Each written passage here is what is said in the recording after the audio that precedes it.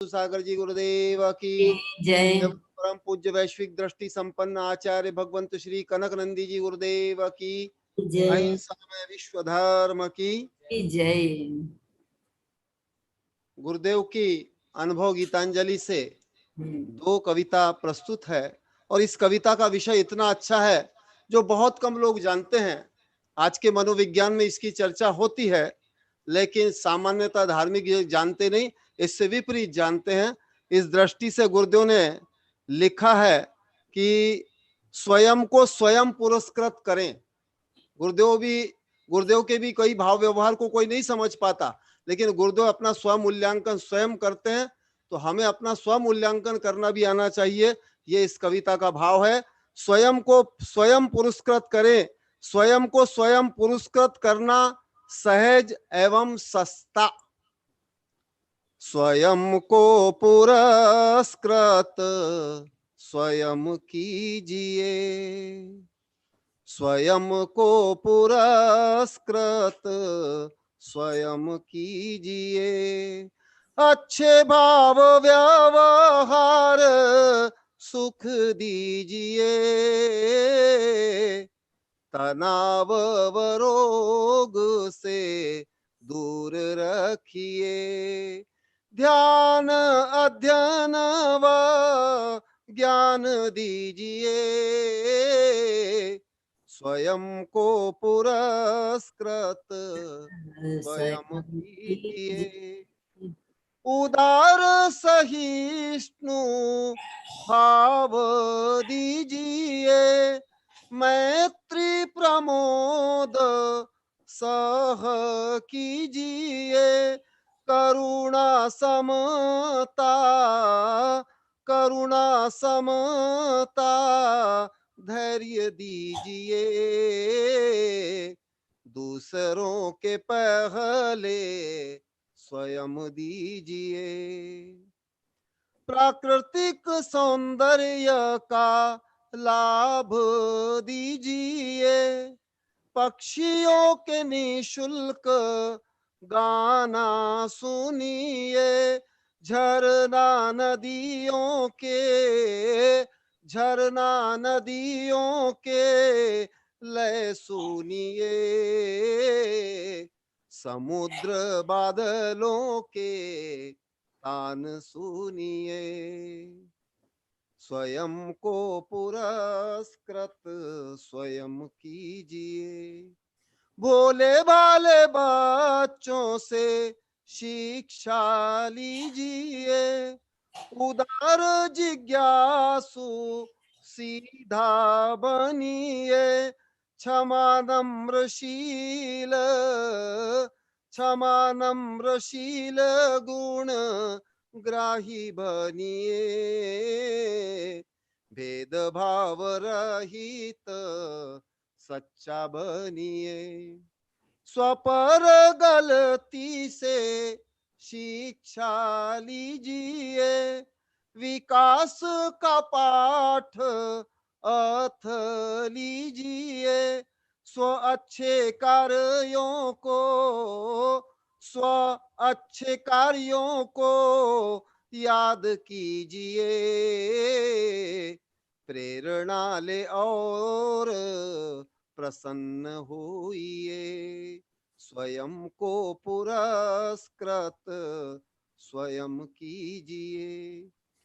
नकली न बन कर सच्चा बनिए। सच्चाई व अच्छाई की खुशी लीजिए। सच्ची अच्छी कल्पना सदा कीजिए। कुचिंता से बच कर सफल होइए। स्वयं को पुरस्कृत स्वयं कीजिए। आगे की पंक्ति देखो।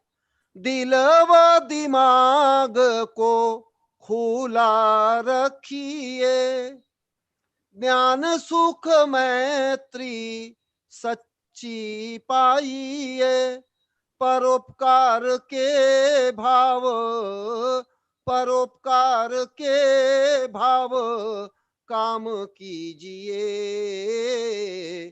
पुण्य प्रसिद्धि व सहयोग पाइए, स्वयं को पुरस्कृत स्वयं कीजिए, बिना धन से स्वतः पाइए, अन्य से प्राप्ति की इच्छा त्यजिए, तृप्ति शांति अनुभूति, तृप्ति शांति अनुभूति स्वतः की होती, कनक नंदी को स्वतः मिलती, स्वयं को पुरस्कृत स्वयं कीजिए, अच्छे भाव व्यवहार सुख दीजिए,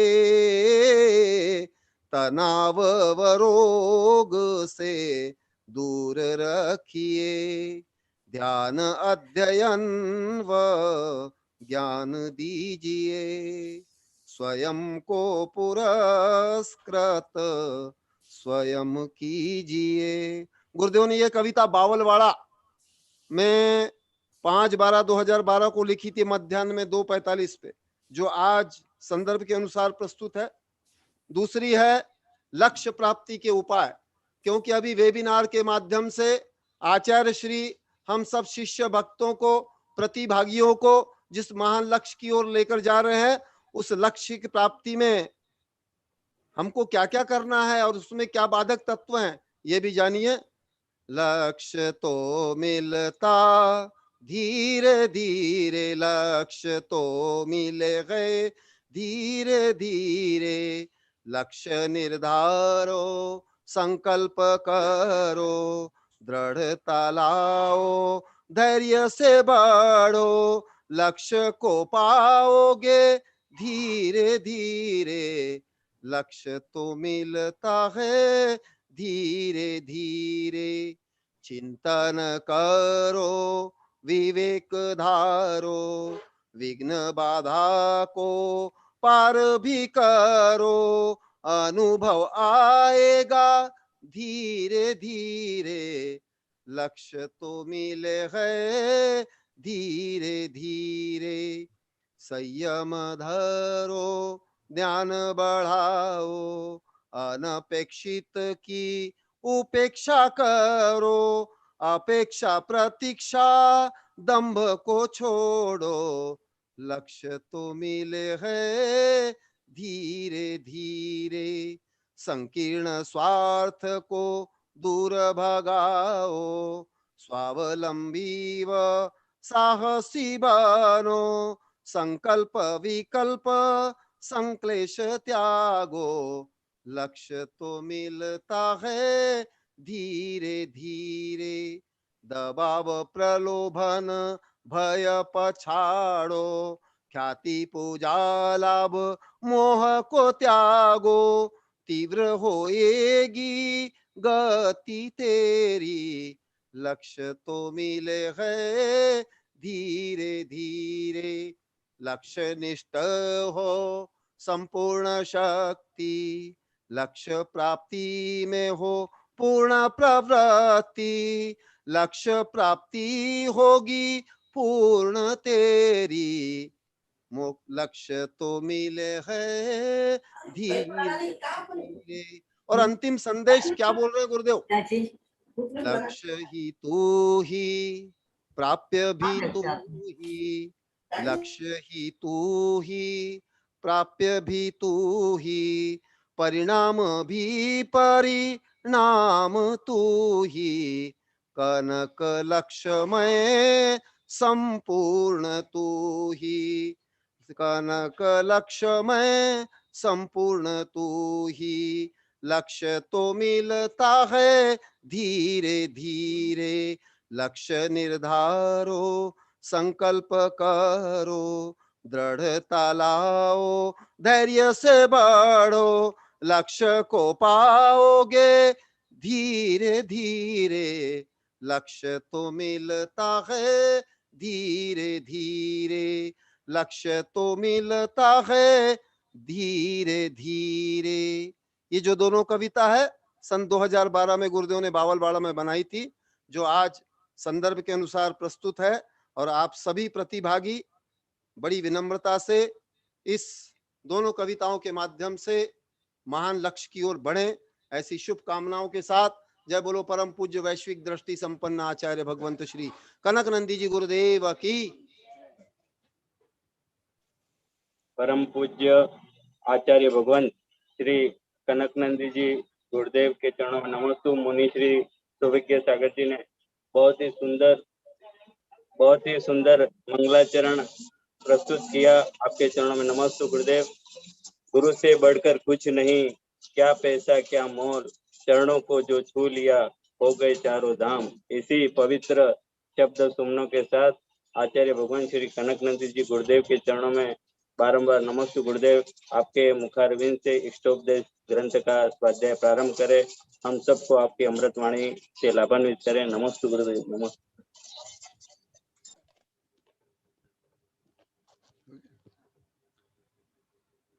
ओम नमः सिद्धेभ्यः। ओम नमः सिद्धेभ्यः। ओम नमः सिद्धेभ्यः। धर्मात्मा बंधुओं, आध्यात्म प्रेमियों, इष्टोपदेश जो आध्यात्मिक ग्रंथ है मुख्यतः, उसमें गत वेबिनार में आचार्य ने ये सिद्ध किया कि मैं मृत्यु से रहित हूँ, रोग से रहित हूँ, मैं बाल वृद्ध मनुष्य पशु पक्षी इससे भी परे हूँ।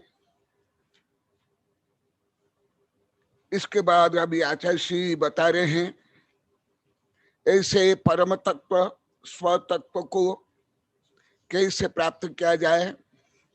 और अभी तक संसार जीव स्व परम तत्व को क्यों प्राप्त नहीं कर पाया, उसका कारण 2-3 गाथा में बता रहे हैं। उन श्लोकों को मैं पहले पढ़ाऊंगा, फिर उसका विश्लेषण करूंगा। भुक्तोज्झिता मुहुर्मोह मया सर्वेपि पुद्गलः उच्छिष्टे स्वेबे चैस्वद्य मम विज्ञास का स्पृहा। कर्म कर्म हिता बंधि जीवो जीव हित स्पृह स्व स्व प्रभाव भूयस्ते स्वार्थ को न वांछति। परोपकृत मृत्सृज्य स्वोपकार भवम् उपकुर्वन् परस्य अज्ञम् दृश्यमान सलोकवत्।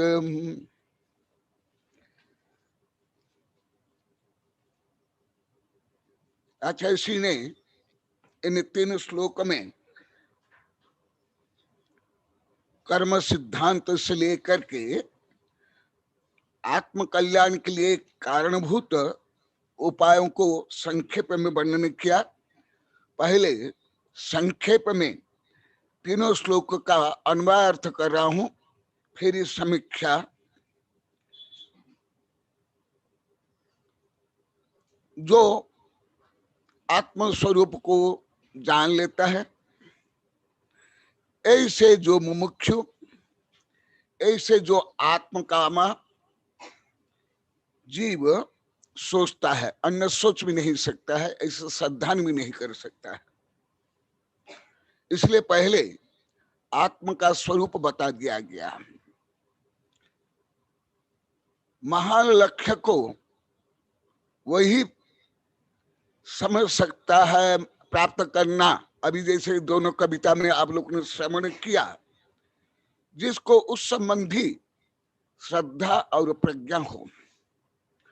जब भव्य को ज्ञात हो गया, शिष्य को ज्ञात हो गया, मैं परमात्मा स्वरूप हूं, फिर ऐसे भव्य चिंतन करता है। क्या करता है? जैसे प्राय करके हर तीर्थंकर को जब वैराग्य होता है, पुराण में पढ़ो या तिल्लो पंडित में पढ़ो, तब उस समय वो स्वयं को धिक्कारते ही धिक्कारते। सुन लो,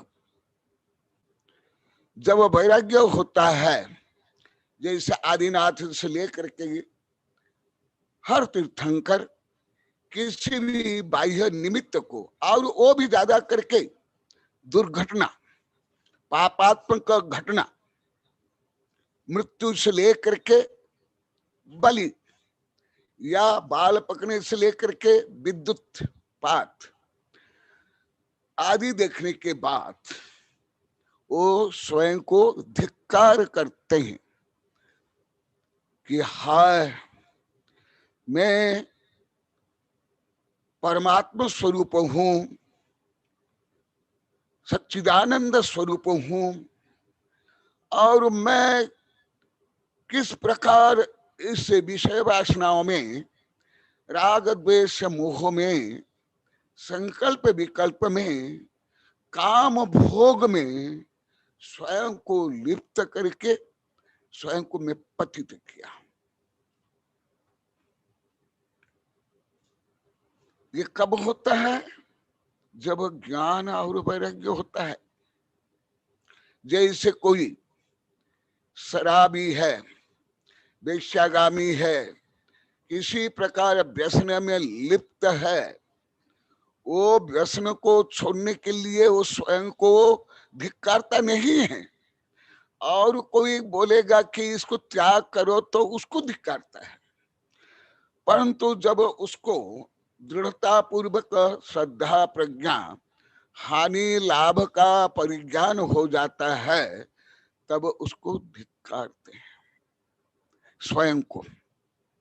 इसलिए बृहत प्रतिक्रमण में जो गणधर कृत है, गौतम गणधर कृत, और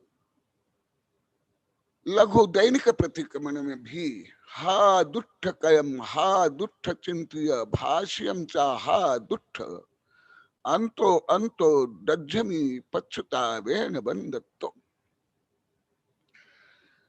12 तप में बाह्य तप जो सम्य दृष्टि से मिथ्या दृष्टि तक करते हैं, कर सकते हैं, परंतु जो अंतरंग तप केवल सम्य दृष्टि ही कर सकते हैं और विशेष करके साधु, तो उसमें पहला तप है प्रायश्चित, प्रतिक्रमण, विनय आदि। तो ऐसे,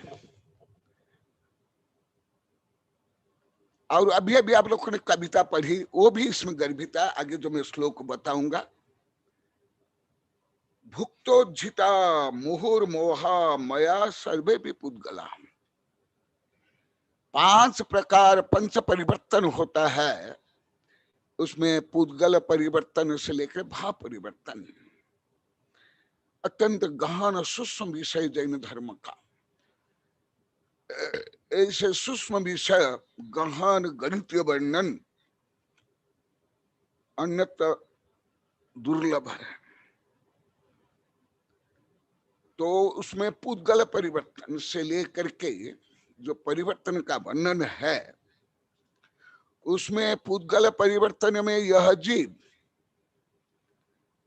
संसार के जितने ग्राह्य अग्राह्य मिश्र पुद्गलों को ग्रहण किया और त्याग किया। ग्रहण माने हाथ में ग्रहण किया और छोड़ दिया इसने।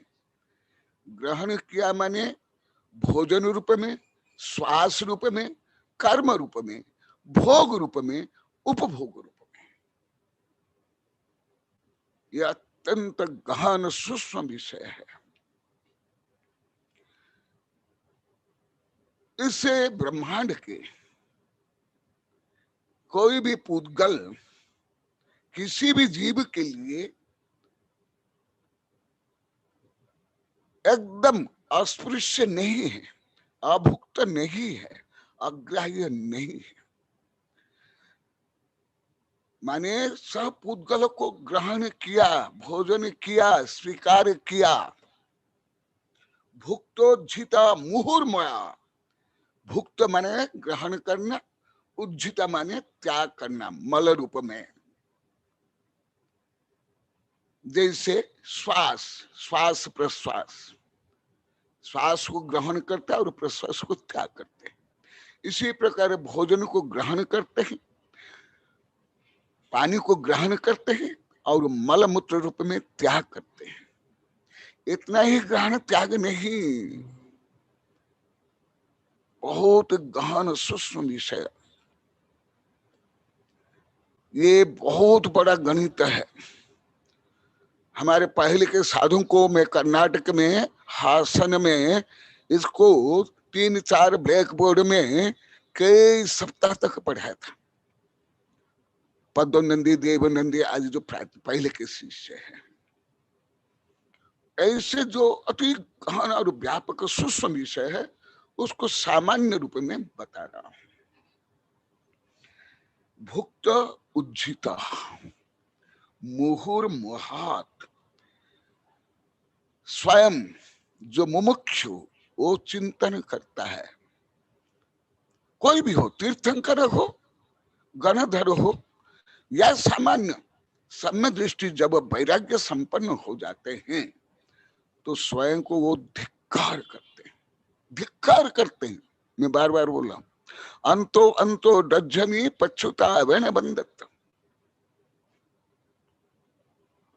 जब तक स्वदोष को जीवन नहीं जानेगा उसको त्याग कैसे करेगा?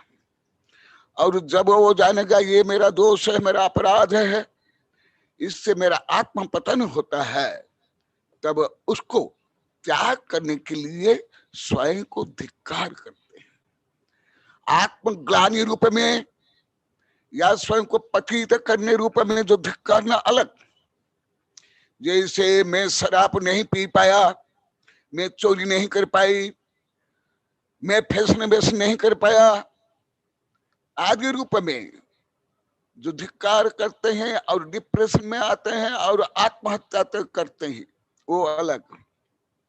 और यहाँ जो स्वयं को धिक्कार करने हैं उत्थान के लिए, जैसे सूर्य उदय के समय में लालिमा और संध्या काल के लालिमा, दोनों लालिमा होते हुए भी प्रातः कालीन लालिमा सूर्य उदय की सूचना देती है और संध्या कालीन लालिमा सूर्य के पतन के लिए। इसी प्रकार जो मोही, रागी, कामी, स्वार्थी, काम, भोग, सत्ता, संपत्ति, प्रसिद्धि प्राप्त नहीं करने के कारण जो स्वयं को धिक्कारते हैं, डिप्रेशन में लाते हैं, स्वयं को दीनहीन मानते हैं, वो तो पतन के लिए कारण है। और यहाँ जो आचार्य श्री बता रहे हैं ये उत्थान के कारण। जैसे गेंद को नीचे पछाड़ने पर वो गेंद ऊपर उछलती है, ऐसे यहाँ अर्थात जब तक जीव स्वदोष को नहीं जानेगा, नहीं मानेगा और उससे प्राप्त दुख संकट को नहीं समझेगा, तब तक वो पश्चाताप नहीं कर सकता है। इसलिए पश्चातापात फलच्युति, पश्चाताप से कर्म नष्ट होता है। अभी अभी मैं बृहत प्रतिक्रमण यहाँ अभी के साधु को भी पढ़ा रहा हूँ, पहले भी पढ़ा था, वो अभी अभी ये सब विषय अति विस्तार से आ रहा है। अंतो अंतो डज्जनी पछुतावन बंधत्व, अंतःकरण में पश्चाताप होना अनिवार्य है स्वदोष को दूर करने के लिए। यदि नहीं है तो उसके वो स्वदोष जो है वो दूर नहीं होंगे। भुक्तोज्झिता मुहुर्मुहा मया सर्वे पुद्गला उच्छिष्टेषु तेषु अद्य मम विज्ञ से कहा स्पृहा। इसलिए पृथ्वी में कोई सचित्त अचित्त मिश्र पुद्गल नहीं है, परिग्रह नहीं है, कि मैं उसको भोग नहीं किया, उसका मालिक नहीं बना, उसके लिए मैंने अन्य अत्याचार शोषण से लेकर के हत्या बलात्कार युद्ध विध्वंस नहीं किया। इसलिए ये सब मेरे लिए मल है, उल्टी है, उच्छिष्ट और सब उल्टी है। जैसे एक पर्व में एक लड़का को उसकी माँ खीर परोसी, पर्याप्त खीर थी, अच्छी खीर थी, वो लड़का बहुत ज्यादा खा लिया घंटे तक, तो उल्टी हो गई। माँ क्या सोचती, क्या रे देखो इतनी अच्छी खीर इसको खिलाया, इसने उल्टी कर ली, तो उसने क्या, वो उल्टी को एक बर्तन में रख लिया। फिर लड़का को जब भूख लगती है, उसकी माँ वो उल्टी उसको देती है खाने के लिए। सही क्या ना? अरे इससे भी ज्यादा उल्टी है। अच्छा इसी बता रहे, इसको ही बोलते हैं पूतगल परिवर्तन। आगे बताऊंगा। तो इसीलिए संसार के सोना चांदी हीरा मोती आदि, रुपया पैसा डॉलर से लेकर के जितने अचेतन अचित्त पुद्गल है, अचित्त परिग्रह है, उसको भी संसार में जीव अनंत बार भोग करके त्याग किया है। ये है पुद्गल परिवर्तन। ऐसे ही द्रव्य क्षेत्र काल भव भाव परिवर्तन। अभी और भी बताऊंगा, फिर ये बताऊंगा। मम विज्ञ का स्पृहा, ऐसी परिस्थिति में ये अचित्त परिग्रह, धन धान्य आदि, सचित्त परिग्रह, माता पिता भाई बंधु कुटुंब परिवार शत्रु मित्र आदि, ये अचित्त परिग्रह। और मिश्र परिग्रह, ये भाई बंधु दास दासी पशु पक्षी और उससे युक्त जो सोना चांदी धन वस्त्र आदि, ये मिश्र परिग्रह। इन परिग्रहों को तीर्थंकर से लेकर के जितने ज्ञानी वैराग्य, वो सोचते हैं ममा विज्ञ से का स्पृहा। आप लोग को पढ़े होंगे महात्मा बुद्ध के बारे में, जम्बू कुमार के बारे में, सितंबर के भी बहुत अच्छी कहानियां है, उसमें भी ऐसे बहुत वर्णन है। तीर्थंकर के बारे में आप लोग को पढ़े होंगे। एक चक्रवर्ती को एक माली एक फूल ला कर देता है, फूल के अंदर एक भ्रमर मरा हुआ पड़ा हुआ था। वो चक्रवर्ती विचार करता है, अभी की कहानी नहीं है, चतुर्थकाली कहानी, पहले की कहानी है। वो सोचता कि भ्रमर तक तो लकड़ी तक को काट डालता है, और ये इतना कोमल फूल इसके अंदर दब करके मर गया, इसको काट नहीं पाया। ये क्या आसक्ति, मोह, लोभ, तृष्णा, भोग उपभोग की तृष्णा, जिसके कारण ये भ्रमर मर गया। फिर वो लड़कों को बोलता है, लड़के लो मेरा सतखंडा बाइबल लो, मैं जाता हूं साधु बनने के लिए। तो उनके सब लड़के बोले, पिताजी आप राज्य क्यों छोड़ रहे हो? क्या रे बेटा, जो राजेश्वरी से नरकेश्वरी, बहु आरंभ परिग्रह पंच नरक साइश, बहु आरंभ परिग्रह नरक के लिए कारण, इसलिए ये मेरा आत्मपतन होगा। और अनादिकाल से मैं सब भोगा उपभोग किया, तथा भी तृप्ति नहीं, मैं तो आत्मा को परमात्मा बनाने के लिए साधु बन रहा। तो बेटे क्या बोलते हैं, पिताजी क्या हमको नरक निको तो भेजोगे? ये आप लोग पढ़े होंगे पुराने में, सब जानते हो, मैं कथा कहानी सब नहीं बोल रहा हूँ। उनके बेटे भी साधु बनने के लिए तैयार हो गए। फिर गर्भ में एक शिशु था, उसको चक्रवर्ती बना करके दिखा लेते हैं, चक्रवर्ती भी और सब बेटे। क्यों? और यही चक्रवर्ती, यही तीर्थंकर भी, यही मोक्षगामी भी पूर्व भव में सत्ता के लिए, संपत्ति के लिए, स्त्री के लिए, भोग के लिए, उपभोग के लिए युद्ध किया, आक्रमण किया हजार हजार वर्ष। क्यों? वहां मोह, मोहे न समृत ज्ञानम स्वभाव लभते नहीं, मत अपमान पदार्थानम यथा मोदन कुद्रवे। मोह से मोहित जीव स्व आत्म स्वरूप को नहीं जानता है।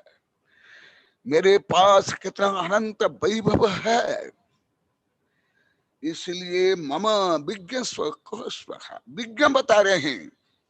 सामान्य कुज्ञानी अज्ञानी मोही को ऐसे संभव नहीं। एक के पैसा के लिए, थोड़ी थोड़ी जमीन के लिए, थोड़ी थोड़ी बातों को लेकर के, एक स्त्री को लेकर के स्वयंवर में किसी ने किसको, कोई स्त्री ने, कोई लड़की ने किसको वर्ण किया और दूसरे उसको लेकर युद्ध करते हैं, महायुद्ध। ये सब मोह। और वही चक्रवर्ती जो सतखंड के, और इतनी स्त्रियां, वो जब ज्ञान वैराग्य हो जाता है, ममा विज्ञ से काश, जैसे मैं कई बार बताया, हमारे साधु संत को भी बताया,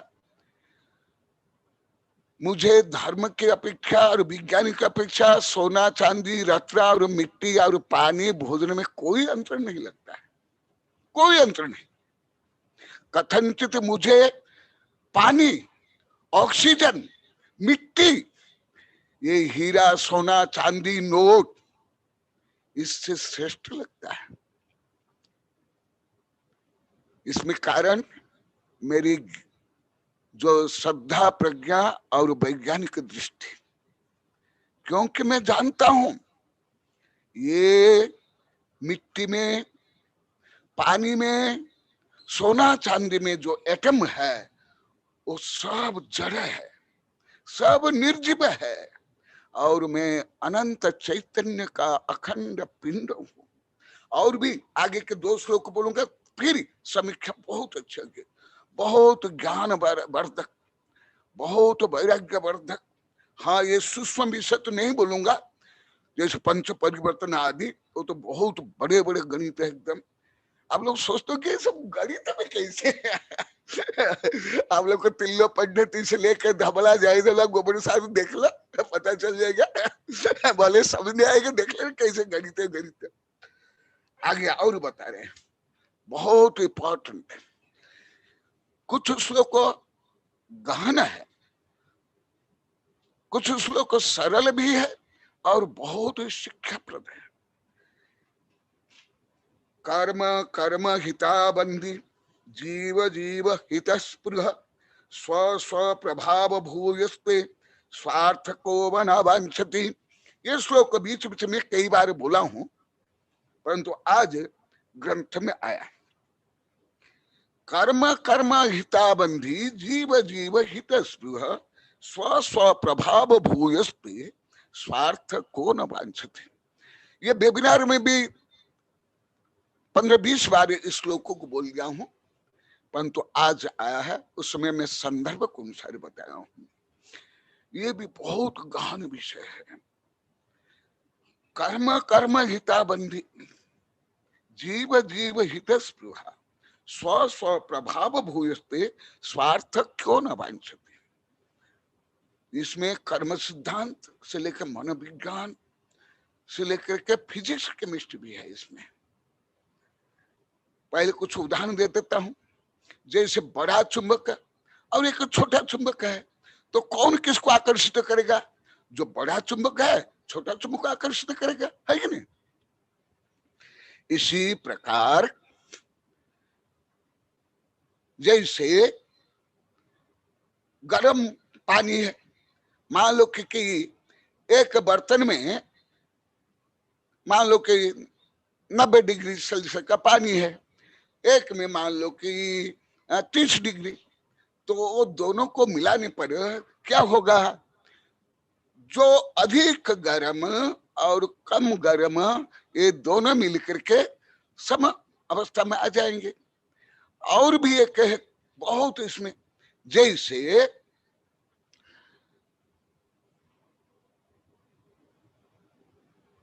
कोई पशु पक्षी कीट पतंग भी, केवल मनुष्य नहीं, जब वो शक्तिशाली होते हैं वो स्वयं को श्रेष्ठ बताने के लिए और स्वयं के भोग उपभोग के लिए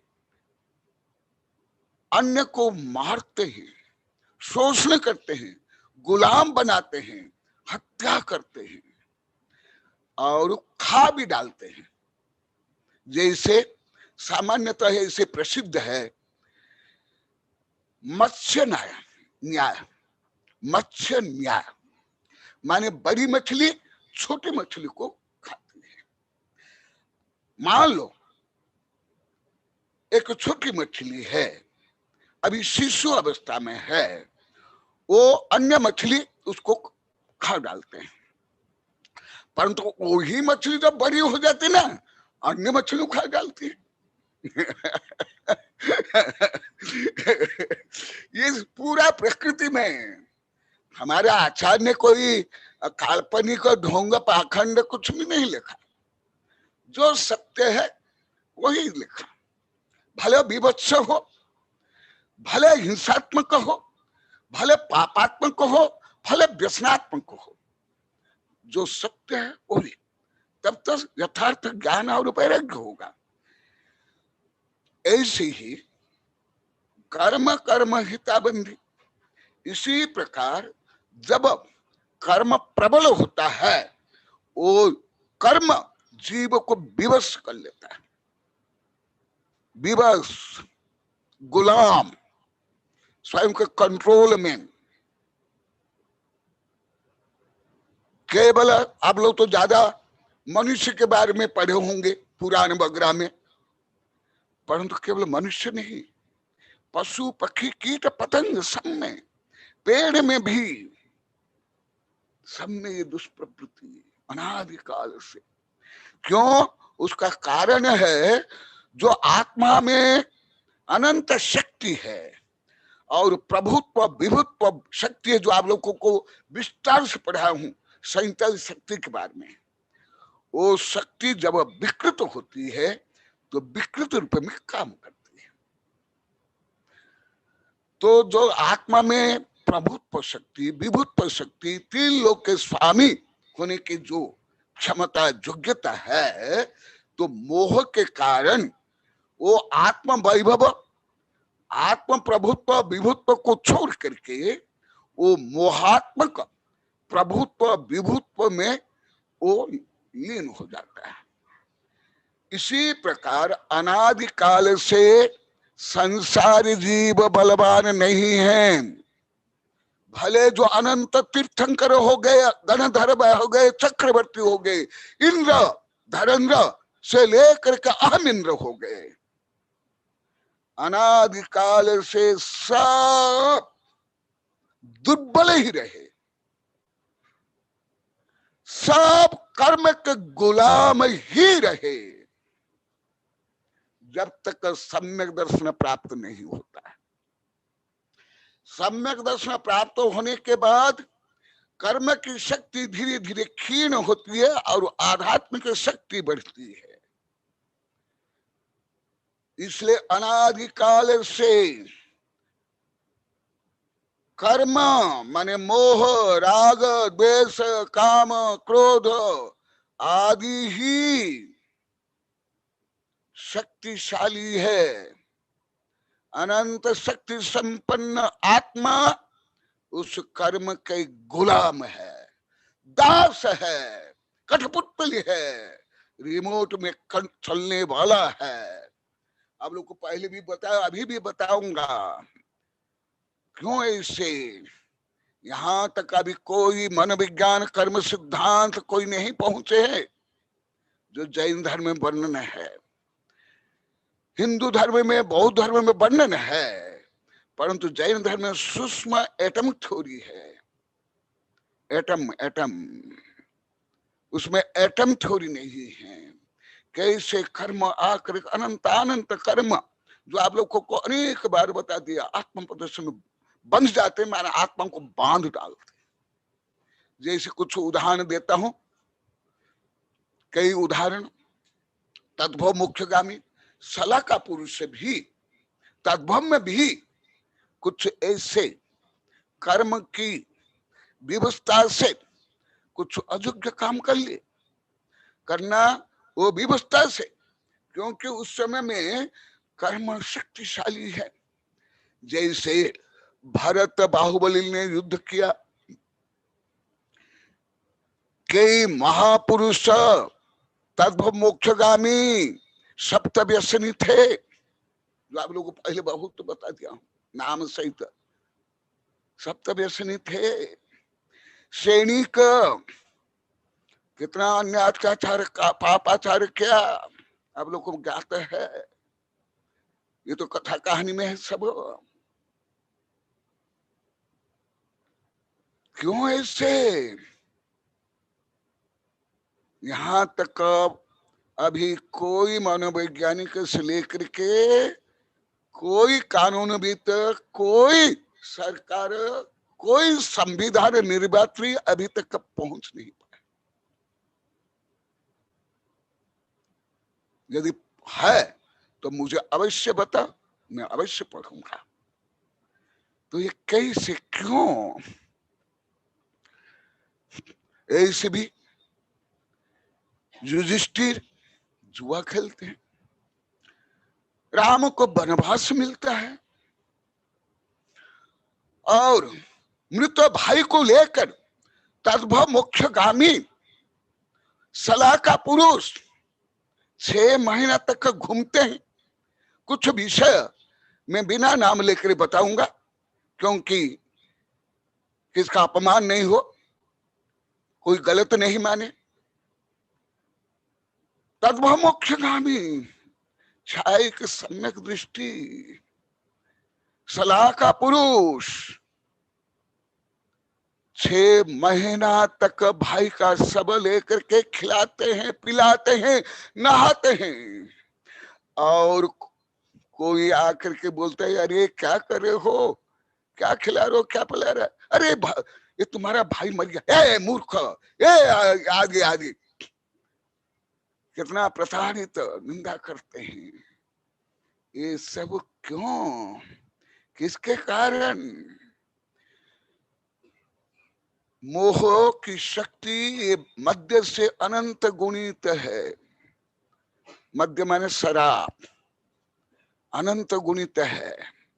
जो सामान्य मद्य पी करके व्यक्ति इतना बेहोश हो जाता है, माँ बहन के साथ दुर्व्यवहार करता है, गाली देता, माता पिता की भी हत्या कर लेता है, चोरी करता है, तो उससे अनंत गुणित शक्तिशाली मोह। उस मोह के कारण जीव अनादि काल से पराभूत, चक्रवर्ती तक स्वतंत्र नहीं है। राजा महाराज सेठ साहूकार राष्ट्रपति प्रधानमंत्री छोड़ो, जज छोड़ो, सार्वभौम चक्रवर्ती भी स्वतंत्र नहीं है, वो भी गुलाम है। आंशिक रूप में जितने जितने उसमें मोह है और कर्म है। इस क्यों, ये रहस्य है। जीव विवश हो जाता है। जैसे अति स्थूल उदाहरण देता हूं, जिस समय में बवंडर, हवा, वायु 1 घंटे में 200-300 किलोमीटर गति से चलती है, बड़े बड़े पेड़ से लेकर के जहाज को और बिल्डिंगों को भी उखाड़ कर फेंक देती है। वो केवल वायु, वायु से अनंत शक्ति है, मोहनीय कर्म में, घाती कर्म में, राग द्वेष मोह में। इसलिए कर्म कर्म हिताबंधी, अनादिकाल से कर्म कर्म के लिए हित किया है, माने कर्म को बांधा है, आकर्षित किया है। सो सब नानदर्शी कम्मरयन शब्दा आच्छन्न संसार समावन्न न जान दी शब्दा शब्दम। सो सब नानदर्शी, हर जीव सर्वज्ञ है, सर्वदर्शी है, अनंत शक्ति संपन्न है पोटेंशियली। सो सब नानदर्शी, तो फिर ये संसारी जीव अनंत ज्ञानी, अनंत सुखी क्यों नहीं? कम्मरयन शब्द आच्छन्न, जैसा अभिप्राय का उदाहरण, अभी सूर्य है, अभी गर्मी भी है, तथापि बादल का न सूर्य किरण तीव्रता से नहीं आ रही, और घन बादल होने के बाद अंधेरा तक हो जाता है। इसी प्रकार सूर्य से अनंत प्रकाशवंत यह आत्मा कर्म के कारण परास्त है, अभिभूत है, गुलाम है, चक्रवर्ती तक का कर्म के गुलाम है। मैं सामान्य लोग के लिए नहीं बता रहा हूं, केवल दास प्रथा में जो दास बनाया जाता है या गृहपालित पशु, यही कर्म के गुलाम नहीं है। इंद्र तक, इंद्र मैं बोल रहा हूं, चक्रवर्ती बोल रहा हूं। अब लोग छोटे छोटे कथा कहानी, छोटे छोटे पात्रों को लेकर बैठ जाते हो, इसलिए परम सत्य का ज्ञान नहीं होता है। नसरुद्दीन कहानी कथा, सास बहू इधर उधर नहीं, तब आपको ज्ञात होगा कर्म सिद्धांत, परम सिद्धांत, जीव जीव हित स्पृहा। और जब ज्ञान वैराग्य उत्पन्न होता है, फिर जीव शक्ति बढ़ती है गुणस्थान क्रम से। जब तक आत्म श्रद्धा नहीं होता है, देव शास्त्र गुरु प्रति श्रद्धा नहीं होता है, सत्य तत्व का श्रद्धा नहीं होता है, मैं आत्मा हूं जब तक श्रद्धा ज्ञान नहीं होता है, तब तक भले वो देव हो या चक्रवर्ती हो, सला का पुरुष, वो सब गुलाम।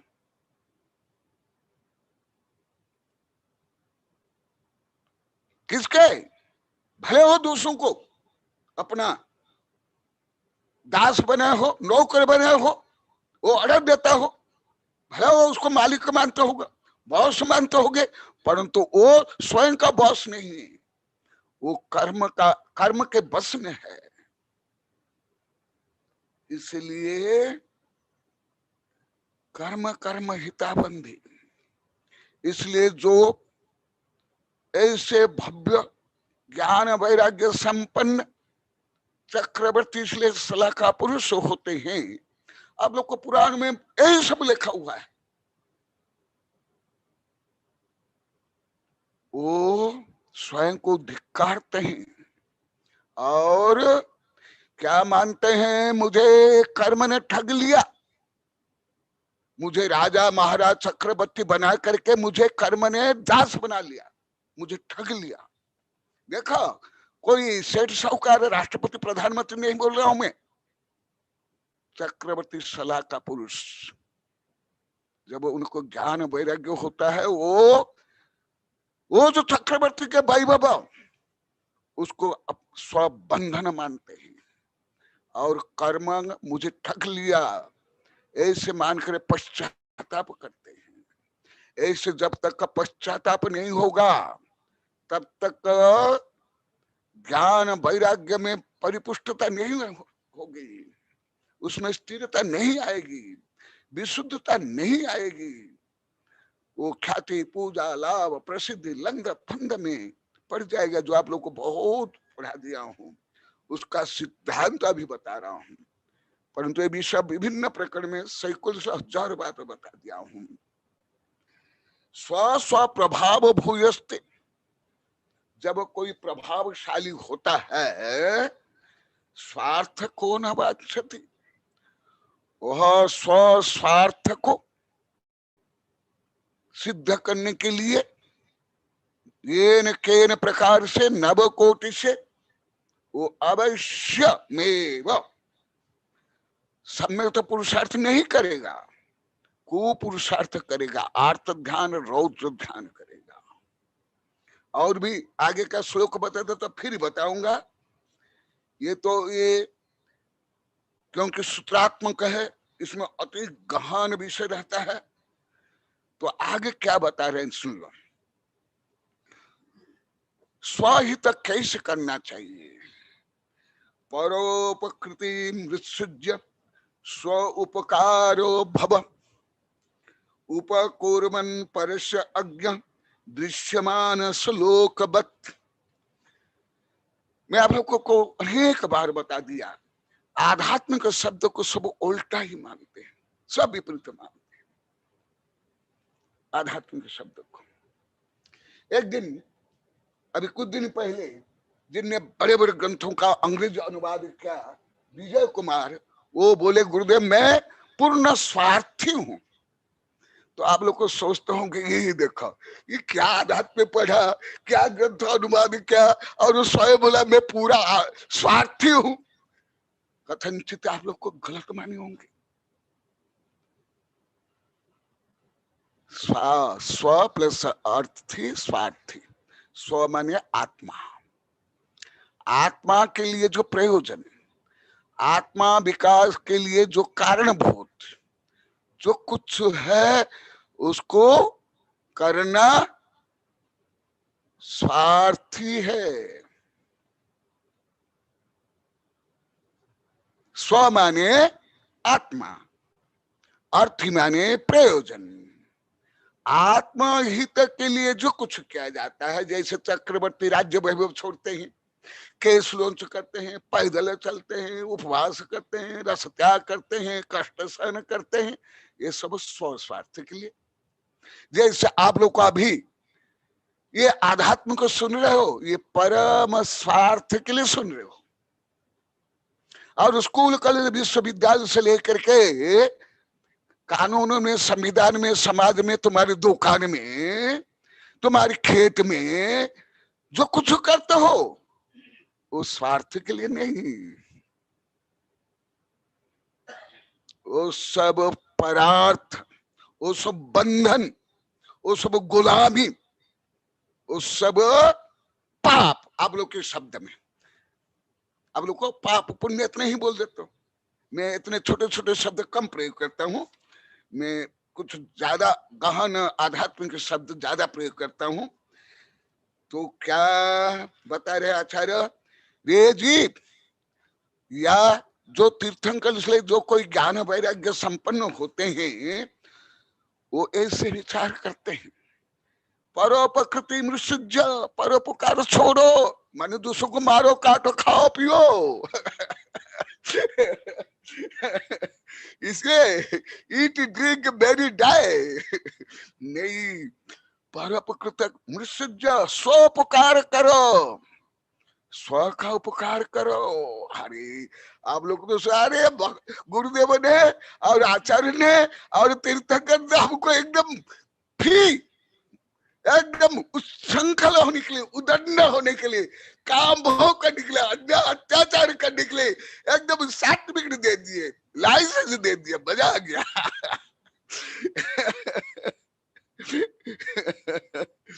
यही आध्यात्मिक मुनीना भवति अलौकिक वृत्ति। परोपकृत्य शरीर से लेकर काम भोग राग द्वेष सत्ता संपत्ति प्रसिद्धि वर्चस्व के लिए जो सब करते हो, पर उपकार के लिए, परोपकार के लिए, स्वोपकार नहीं। क्यों? वो सत्ता संपत्ति तुम्हारा शरीर है या तुम्हारी पत्नी या सचित्त अचित्त मिश्र परिग्रह तुम हो। तुम नरक में जाओगे, वो सब जाएंगे ना।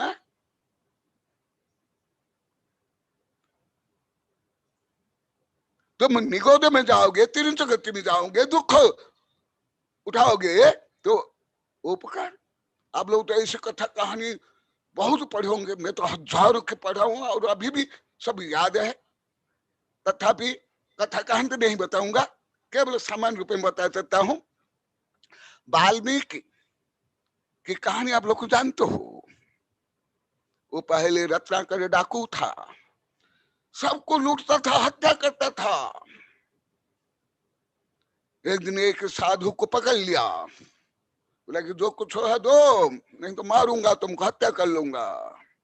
अरे ये सब क्या कर रहे हो? क्या कर रहा हूं? मेरे लिए, मेरे परिवार के लिए। अच्छा तो जा, तुम्हारे परिवार को सबको पूछ कर के आओ। हाँ बहुत तुम साधु के वेश में बहुत ठगव हो। हाँ मुझे भेज दोगे और तुम यहाँ से भाग जाओगे। बोले कि नहीं नहीं, मैं साधु हूँ, मैं सत्यनिष्ठ हूँ, मैं यहाँ ही रहूंगा। हो गया, जाकर के सबको पूछता है, मैं ये जो चोरी करता हूँ, हत्या करता हूँ, सब कुछ करता हूँ, लूटता हूँ, ये सब तुम्हारे पालन पोषण के लिए करता हूँ। तो सब क्या बोलते हैं आप तो जानते हो ना। क्या बोल दिए माता पिता? अरे माता बोली मैं गर्भ धारण किया, दूध पिलाया, सब किया, तुम्हारा कर्तव्य है, तुम करो। मैं तुमको कभी नहीं बोला ये हत्या करो, ये करो, लूटो। इसलिए जो तुम पाप करे हो, पाप का भावी तुम ही हो, मैं एकदम नहीं। ऐसे पिता बोल दिए, ऐसे पत्नी भी बोली, मैं धर्म पत्नी हूं, मैं पाप पत्नी नहीं। आपके धर्म कर्म में मैं तो भाग लूंगी और आधा ले लूंगी, और जो तुम पाप कर रहे हो उसका मैं एक अंश भी ग्रहण नहीं करूंगी। ऐसे पूरा परिवार बोल दिए। और वही रत्नाकर डाकू आ करके अस्त्र त्याग करके फिर, आप लोग तो जानते हो वो कथा कहानी, आप लोग को ही पूरा कर लो मैं नहीं करूंगा इसी प्रकार अंगुलीमाल बौद्ध कहानी, हाँ वो भी ऐसे ही है। सबको मारता था, लूट लेता था और उनकी उंगलियां काट करके माला पहन करके रहता था। कितना गौरव स्वयं को मानता था कि मैं दूसरों को मार रहा हूं। ऐसे ही जैन धर्म में भी है, विद्युत चोर, अंजन चोर आदि। सितंबर ग्रंथ में और कुछ बहुत मार्मिक और भयंकर कहानियां है, बहुत दृढ़ प्रहारी, उसका नाम है दृढ़ प्रहारी। जिसको भी देखता था एकदम दृढ़ता से उसको काट डालता था, मार डालता था, थोड़ी भी दया करुणा नहीं। ये सब करके उन लोगों ने स्वयं का उपकार किया और परिवार का उपकार किया ना।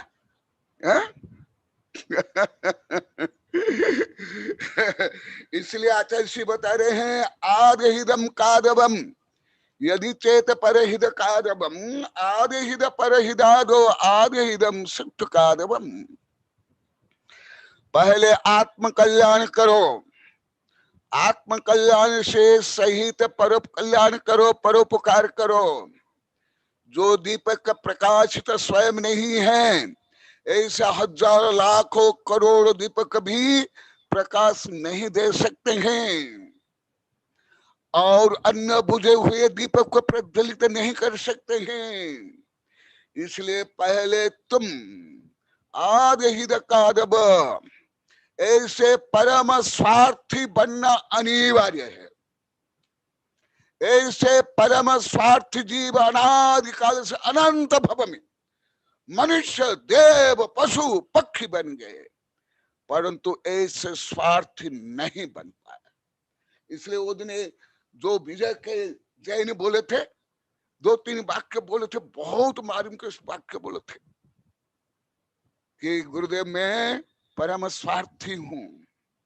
और बोले थे गुरुदेव का प्रवचन ही रियल प्रवचन है, और भी कुछ बोले थे 2-3, वो भी से देखो। तो इसलिए तुम स्वार्थी बनो, तुम व्यापार करते हो, अशी मशी कृषि वाणिज्य शिव स्वल्पा कुछ भी करते हो, वहां तुम्हारा आत्म कल्याण नहीं होता है। जितने अंश में तुम, जो पहले बताया गया, आत्म श्रद्धान सहित देव शास्त्र गुरु श्रद्धा और भक्ति सहित जितने अंश तुम दान पुण्य करते हो, उतना अंश में तुम उपकार स्वयं का करते हो, नहीं तो आत्महत्या करते हो।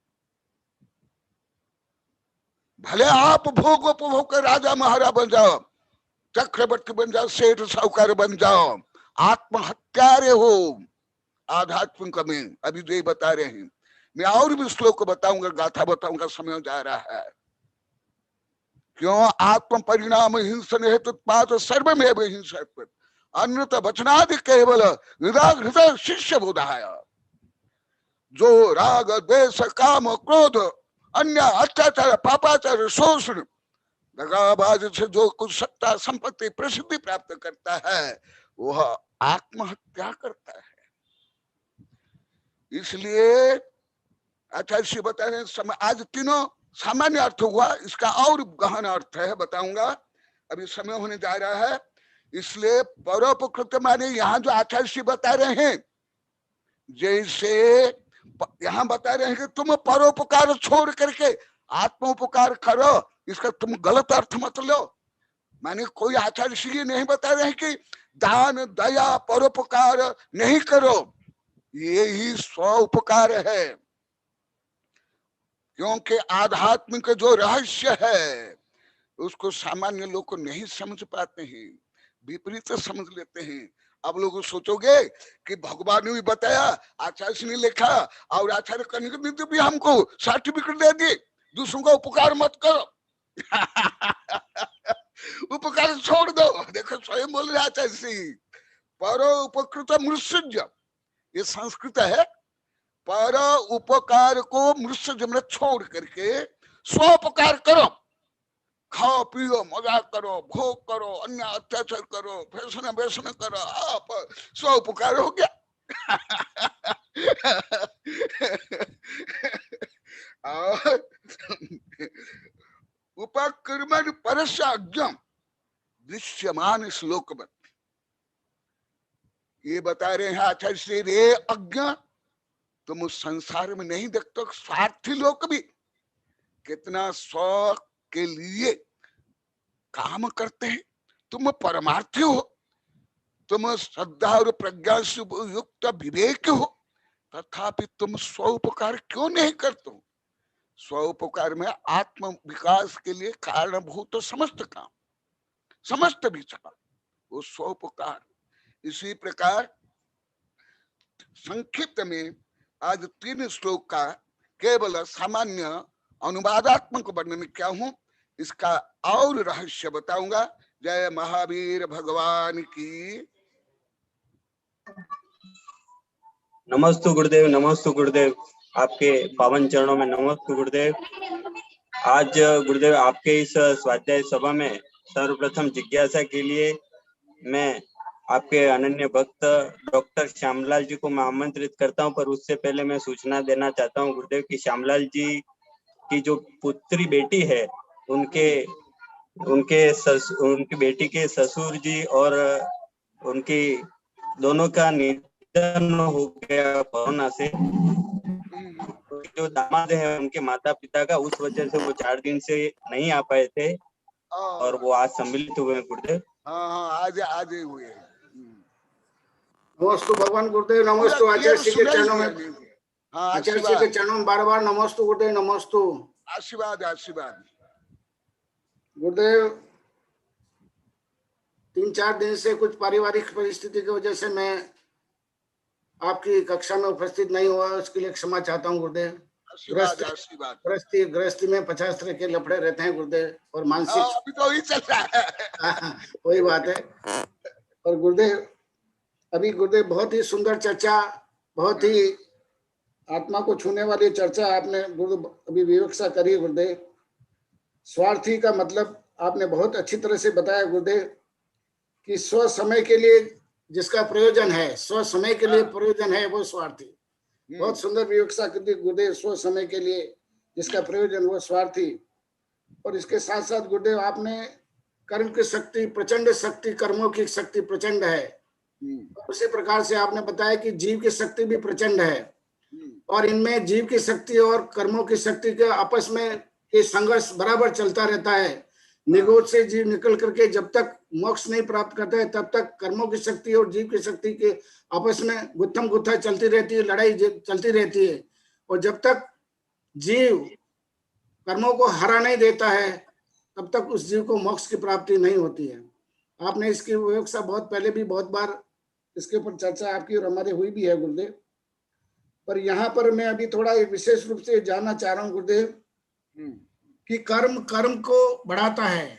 मिथ्यात्व जैसे मिथ्या दृष्टि है वो मिथ्यात्व को बढ़ाता रहता है बराबर। पर उन मिथ्यात्व कर्म को और कर्म शक्ति को पछाड़ने के लिए जैसा अभी आपने फरमाया गुरुदेव कि आत्मा की शक्ति जब प्रचंड होगी तब कर्मों की शक्ति गिरेगी, नीचे होगी। तो उसके लिए अभी आपने माध्यम बताया कि जब तक वैराग्य प्राप्त नहीं होगा जीव को तब तक आत्मा की शक्ति बढ़ नहीं सकेगी। वैराग्य बहुत बड़ा, वैराग्य का होना बहुत आवश्यक है। यहाँ तक कि आपने उदाहरण दे के बताया कि सम्यक दृष्टि, साइक सम्यक दृष्टि थे उनके भी किस तरह से जो है उन उदाहरण देकर के आपने भगवान राम का और युधिष्ठिर का और सब उदाहरण देके दिखाया आपने। तो मतलब ये गुरुदेव में ये जानना चाह रहा हूँ कि जो सम्यक दृष्टि जीव हैं वो भी मतलब जो है इन कर्मों के प्रभाव से वो विचलित हो जाते हैं, सब व्यसन में मिट जाते हैं, सब कुछ हो जाते हैं उसके अंदर। तो वैराग्य की यहाँ पर महत्वता है। तो जो चौथे गुण स्थान में गुरुदेव सब कुछ प्रकट करना चाह रहे हैं, चौथे गुण स्थान में वैराग्य भी प्रकट करना चाह रहे हैं, और चौथे सम्यक दर्शन के अंदर तो क्या सम्यक दर्शन होने पर सारी चीजें प्रकट हो जाएगी क्या? चारित्र भी प्रकट हो जाएगा और वैराग्य भी प्रकट हो जाएगा और सब कुछ हो जाएगा। ये बार बार इस चीज की दुहाई देते हैं गुरुदेव। तो थोड़ा सा इसका मेरा आपसे करबद्ध प्रार्थना है कि इसको थोड़ा सा खुलासा करो कि ये मतलब किस तरह से मतलब ये भ्रांतियां फैल रही है, और क्यों नहीं ये अपने साधु लोग जो है संत समाज इस चीज को इसका विरोध कर रहे हैं, और ये लोग जो इतने हावी होकर के और जो है वो दिगंबरत्व के ऊपर आक्रमण कर रहे हैं। बार बार यूट्यूब के ऊपर और बहुत बार प्रवचन सुनने को मिल रहे हैं, और अपना साधु समाज इसके ऊपर कोई कुठाराघात जो हो रहा है उसके ऊपर कोई बोल नहीं रहा है। इसलिए गुरुदेव क्योंकि मैं आपके स्वभाव को जानता हूँ, आप बिल्कुल निर्भीक हैं और आप बोलने में कभी नहीं चूकते, इसलिए मेरा एक आपसे अनुरोध प्रार्थना है कि इस प्रकार के तत्व को अपने आगम के माध्यम से, और आपने पहले भी पछाड़ा था, इसको पछाड़ना चाहिए। ये मेरा आपसे करबद्ध निवेदन है गुरुदेव। नमस्ते भगवान, नमस्ते। अभी चल ही रहा है और आपकी जिज्ञासा का उत्तर बहुत विस्तार से है, इसलिए और अभी तो कल आज केवल सामान्य मैंने अनुवादात्मक किया हूँ, अभी विस्तार से बताऊंगा। और जो आपके जिज्ञासा है, पीड़ा है, जो आवश्यकता है और अनिवार्यता है, वो सब को समन्वय करके कल से पढ़ाऊंगा। ऐसे पढ़ाता परंतु आपके जिज्ञासा का ना और कुछ अधिक पढ़ाऊंगा। बिल्कुल, नमस्ते भगवान, नमस्ते। 5-10 मिनट में ऐसे बड़े नहीं, बिल्कुल गुरुदेव, इसके ऊपर थोड़ा बिल्कुल होना चाहिए, इसका स्पष्टीकरण होना चाहिए ताकि लोगों के दिमाग में जो भ्रांतियां है वो निकले गुरुदेव। नमस्ते भगवान, नमस्ते। आशीर्वाद, आशीर्वाद। पूज्य गुरुदेव के चरणों में नमस्ते करते हुए गुरुदेव आपकी सुशिष्या गणिन्या हरिका श्री आस्था श्री माता जी के चरणों में वंदामी करता हूँ, उनको आमंत्रित करता हूँ कि वे अपनी जिज्ञासा रखें। वंदामी माता जी। नमोस्तु आचार्य श्री, नमोस्तु सिद्ध श्रुत आचार्य भक्ति भक्त, कोटि कोटि नमोस्तु गुरुवर। आचार्य श्री, मेरा प्रश्न क्लास से संबंधित तो नहीं है, लेकिन मेरी जिज्ञासा है आचार्य भगवान कि जैसे कोई पेड़ सूख जाता है और 2-4 साल के बाद में वो वापस हरा भरा हो जाए, और बोलते कि पेड़ का एक पूरे वृक्ष का एक ही जीव रहता है, और अगर वो सूखने के बाद 2-4 साल के बाद पुनः हरा भरा हो जाए तो क्या उसके अंदर पुनः वही जीव उत्पन्न हुआ है कि नया जीव उसमें आकर के उत्पन्न हुआ है? ये मुझे जानना है। ये विषय आप लोग को नहीं पढ़ाया हूँ, ये विषय आप लोग को नहीं पढ़ाया हूँ, अन्य साधुओं को पढ़ाया हूँ। ये प्रश्न का उत्तर भी लंबा चौड़ा है, परंतु अति संक्षेप में बता देता हूँ। कुछ विज्ञान में भी सिद्ध हो गया है। अभी अभी मैं विदेशी वैज्ञानिक चैनल में देखा हूँ, इतना विस्तार से नहीं बता सकता हूँ। मरुभूमि में, रेगिस्तान में कुछ ऐसी झाड़ है, वृक्ष अलग है, झाड़ अलग है, गुल्म जिसको बोलते हैं, शुद्ध शब्द में गुल्म, बुश इंग्लिश में बुश बोलते हैं, सामान्य तुम लोग झाड़ वगैरह बोल देते हैं। तो वो सूखने के बाद भी कई वर्ष के बाद, जब कुछ रेगिस्तान से ज्यादा वर्षा होती नहीं है, जब कभी वर्षा होती है या वो झाड़, वो बुश किसी प्रक्रिया हवा से पानी के संपर्क में आ जाता है तो वो फिर हरा भरा हो जाता है। ये आधुनिक का, ये अभी का मैं बताया। इसके पहले भी मुझे ज्ञान है और लिखा भी हूं। एक काई है, काई, तुम लोग के लिए सामान्य उदाहरण। भले तुम्हारा बहुत छोटा प्रश्न है, इसका भी उत्तर बहुत गहन है। कुछ प्रोफेसर श्यामलाल जी भी जानते हैं, क्योंकि ये भी इस विज्ञान के हैं, प्रोफेसर है, पीएचडी कराते हैं, उनको भी ये ज्ञान है। तो ये बहुत छोटा प्रश्न है, परंतु ये अधिकांश लोग को नहीं जानते हैं, गहन है।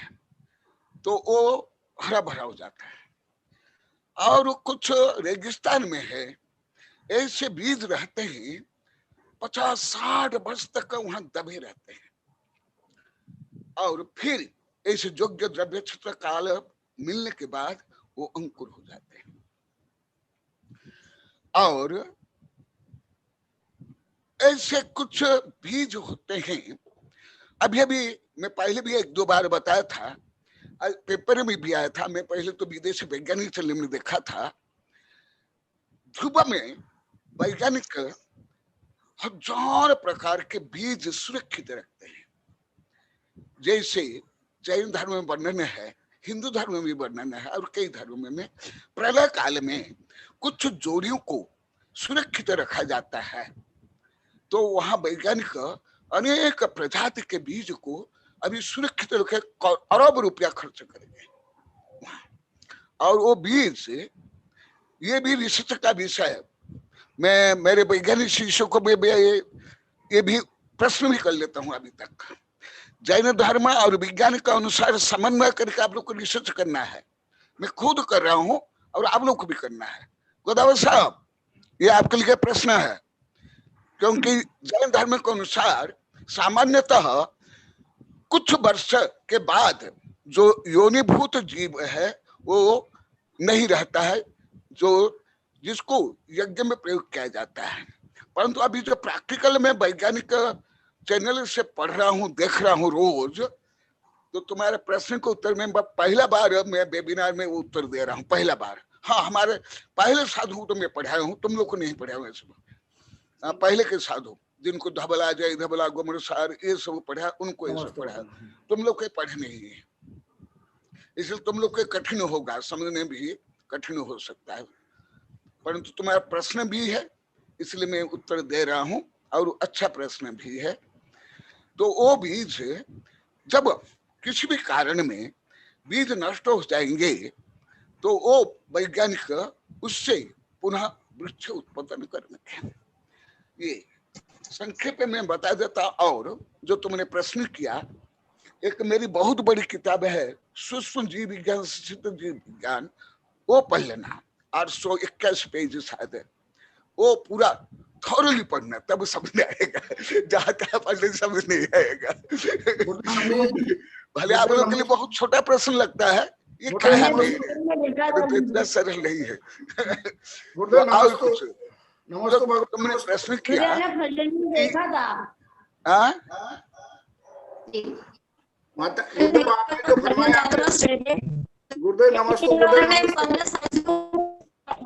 और हर दिन शांति धारा का गंदोदक ले जाकर अपने डालते थे, आवाज नहीं आ रही? हाँ माता जी बोलिए अभी बोलिए। आवाज आ रही गुरुदेव? कुछ हाँ नहीं, आ रही है माता जी, बोले। क्लियर आवाज नहीं आ रही है। गुरुदेव धीरे धीरे बोले माता जी। अच्छा, मैं खिड़की के पास में आती हूँ। यहाँ का मौसम खराब होने के कारण शायद आवाज नहीं आ रही होगी। बादल हो रहे हैं यहाँ पे, हवा अब चल रही अभी है आ तेज। रही है माता जी, आप धीरे धीरे बोलिए, अच्छी आवाज आएगी। अच्छा, मैं ये बोल रही आचेशी कि हमने फलटन में देखा था कि फलटन में हमारा चातुर्मास हुआ, तब एक परिवार में 15 साल से इसका नारियल का पेड़ सूखा हुआ था, बिल्कुल सूखा हुआ था, और वो हर दिन घंटों तक ले जाकर के डालते थे। तो हमारे रहते रहते वो 7-8 महीने के अंदर वो पेड़ हरा भरा हो गया, और हम अभी डबल उनके यहाँ 3 साल के वापस गए। 3 साल के बाद में जब फलटन, वो पेड़ एकदम बड़ा हो गया और उसके अंदर नारियल लगने लगे। तो उन्होंने बताया कि ये शांति धारा का गंधोदक इसमें डाला तो ये पेड़ वापस हरा भरा हो गया है, और 15 साल से सूखा हुआ था, बिल्कुल भी इसमें एक पत्ता तक नहीं था। मेरी बहुत उसमें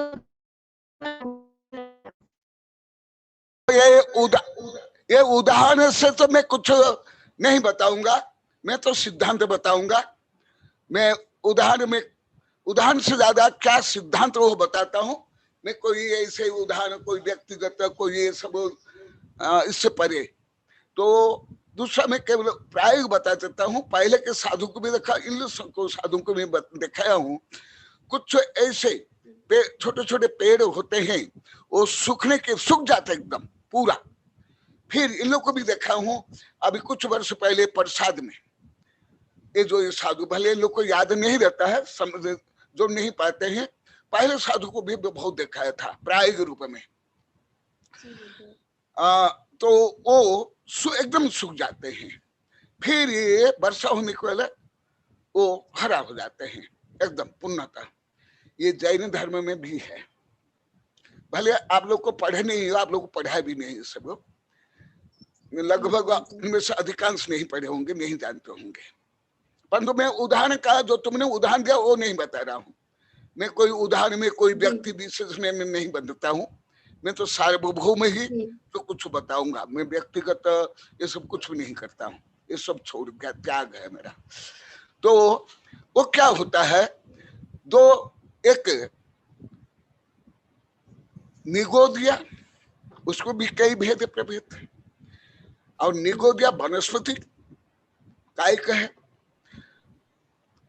उसमें स्वप्रतिष्ठित अप्रतिष्ठित होते हैं। जैसे आम, नारियल आदि, इसमें पूरा वृक्ष एक है, भले उसके आश्रित अनंत अनंत जीव होते हैं, स्थूल पशु पक्षी से लेकर के सूक्ष्म जीव होते हैं, परंतु वो पूरा शरीर एक, जैसे मैं या तुम, हमारे शरीर अनंत अनंत जीव होते हुए भी जो मैं अभी चेतना रूप में अनुभव करता और बोल रहा हूं, मैं स्वतंत्र एक हूं। भले मेरे शरीर में, मैं कल भी बताया, पहले भी बताया, मेरे शरीर में इतने रोगाणु जीवाणु है कि अब लोग क्या उत्तर दूं, यही मेरे निगोदिया जीव यदि मक्खी बन जाएंगे, ये पूरी पृथ्वी को ढांक लेंगे, इससे भी अधिक, इतना, इससे भी अधिक। तो एक सप्रतिष्ठा अप्रतिष्ठित, माने एक पेड़ का मालिक माने प्रभु ओनर एक, फिर उसके आश्रित अनंत अनंत जीव रहते हैं, और जो निगोदिया स्वयं एक शरीर में अनंत अनंत जीव रहते हैं। तो जो तुमने प्रश्न किया वो इस पेड़ संबंधी, तो ये जो सप्रतिष्ठित में, और जो अभी वैज्ञानिक लोग को बता रहे हैं, और कुछ जो अभी गोदावरी साहब, ये मुझे अभी दिखाई था थुअर, और एक फूल देखा तो पूरी एक किताब मैंने बना ली, जीव गीतांजलि, वो खुद बताए थे। तो इसीलिए वो जीव जो मर गया, वो पुनः वो जीव आकर के उत्पन्न हो सकता है निगोदिया से लेकर के वनस्पति में। जो जीव मरा वही जीव पुनः आकर वहां जन्म ले सकता है, या अन्य भी जन्म ले सकते हैं। परंतु तुमने जो बताया उसके लिए मेरे पास कोई ज्यादा वैज्ञानिक कार्य का संबंध या आगमन के कार्य का संबंध मेरे पास नहीं है। नमस्ते गुरुदेव। अब मैं अगली जिज्ञासा के लिए बिलुड़ा से श्रीपाल जी को मैं आमंत्रित करता हूँ। श्रीपाल जी बिलुड़ा से आए और अपनी जिज्ञासा रखें। नमस्ते गुरुदेव। नमस्ते नमस्ते। हाँ, आशीर्वाद गुरुदेव।